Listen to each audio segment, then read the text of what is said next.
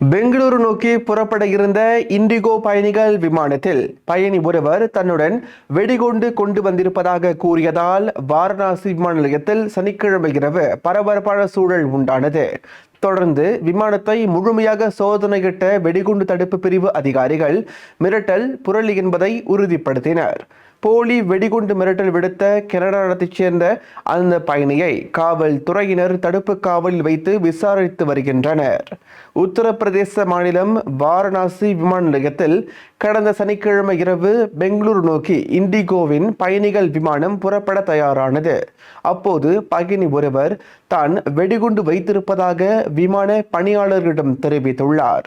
இதை கேட்டு அதிர்ச்சி அடைந்த அவர்கள் விமான நிலைய அதிகாரிகளுக்கும் விமான போக்குவரத்து கட்டுப்பாட்டு அறைக்கும் தகவல் தெரிவித்துள்ளனர்.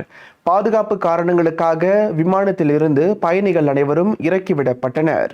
பின்னர் விமான நிலையத்தின் தனிமையான இடத்துக்கு கொண்டு செல்லப்பட்டு விமானம் முழுமையான சோதனைக்கு உட்படுத்தப்பட்டது. சோதனையின் நிறைவில் வெடிபொருட்கள் எதுவும் கண்டறியப்படவில்லை. பாதுகாப்பு அதிகாரிகளின் அனுமதியுடன் ஞாயிற்றுக்கிழமை காலை விமானம் மீண்டும் பெங்களூரு புறப்பட்டுச் சென்றது. சம்பவத்தில் தொடர்புடைய கனடா பயணி தடுப்பு காவலில் வைக்கப்பட்டுள்ள நிலையில் விரிவான விசாரணை நடைபெற்று வருகிறது.